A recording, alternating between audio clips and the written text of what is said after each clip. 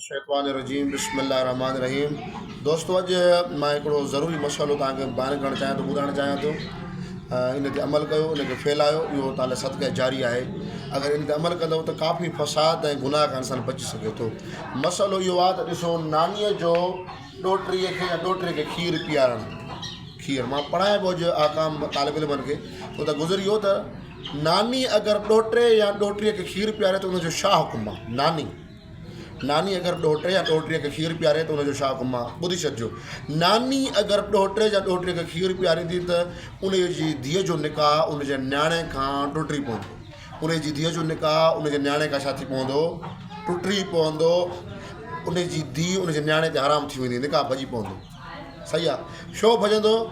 अगरि हू हुनजे मुड़ुस जो खीरु, अगरि हू नानी पंहिंजो खीरु हुनखे पीआरींदी त हुनजी औलाद हुनजी छा थी वेंदी, पंज औलाद थी वेंदी, या धीउ थी वेंदी या हुन पुटु थी वेंदी। हाणे धीअ जी माउ सां शादी करणु जाइज़ आहे, नाजाइज़।